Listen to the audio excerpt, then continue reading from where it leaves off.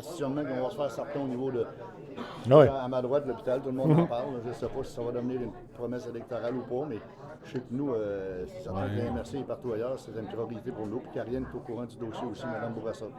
Et même nous, même à Stifi, maintenant, moi je suis en train de travailler sur un gros dossier que je veux ramener aussi dans la région, le train de marchandises. Oui. Fait qu'éventuellement, on aura peut-être l'occasion de souligner peut-être ce petit point-là avec. Mme Bourassa, le budget s'en vient bientôt. Oui. Êtes-vous toujours aussi optimiste pour l'aboutissement du dossier de Moi, l'hôpital je de vais Malbaie? continuer à y croire jusqu'à la fin.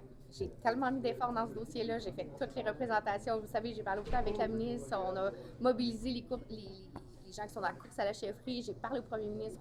J'ai tellement parlé de ce hôpital-là, de l'importance de l'avoir. J'attends comme vous le dévoilement du budget pour savoir si enfin on va tomber en réalisation.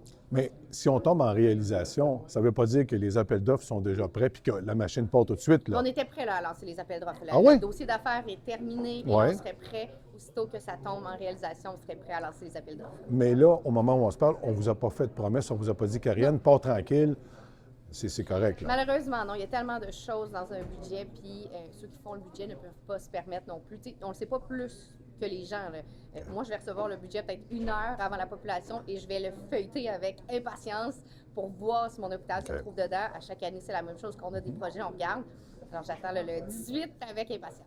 Mais là, est-ce que vous avez dû, je ne sais pas moi, sacrifier un projet au détriment d'un autre là-dedans? Parce qu'on s'entend que les coffres de l'État ne débordent pas d'argent, là. Ben, Y a-t-il des affaires de même? C'est de la priorisation pour regarder par Ouais. région. Mhm. Est-ce que c'est quelque chose, où est-ce qu'on est rendu dans le dossier? Parce qu'il y a plein d'hôpitaux où il y a des agrandissements, des rénovations, mais on n'est pas nécessairement rendu là. Le dossier d'affaires n'est pas déposé. OK.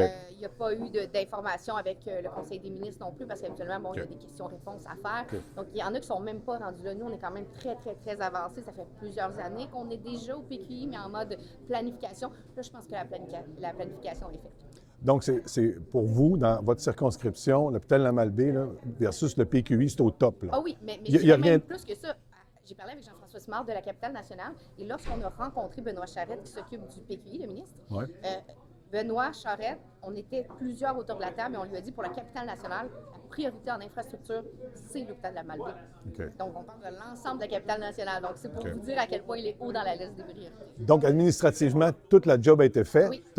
Ce qui reste maintenant, c'est la décision politique, la dernière, là. C'est le dernier grelot qui manque à accrocher, là. C'est ce qu'on espère avoir très bientôt. Des choses particulières, vous y avez dit. Tu sais, je comprends que vous y avez reparlé de l'hôpital encore, là. Ça va de soi, là. Oui, bien là, tu sais, oui, mais tu sais, le Québec, les régions du Québec ont énormément d'enjeux. Ils le connaissent. Tu sais. Ben oui. C'est évident qu'on y parle des programmes d'immigration à l'heure actuelle, la situation de la forêt au Québec présentement, la situation de l'agriculture, tu sais, la précarité des agriculteurs ici, les coûts de main-d'œuvre, les coûts de transport, les coûts de l'essence, l'insécurité. On en a vraiment. Bon, oui, la liste d'épicerie est toujours bien longue quand, Ouais, ouais, quand un politicien arrête le On a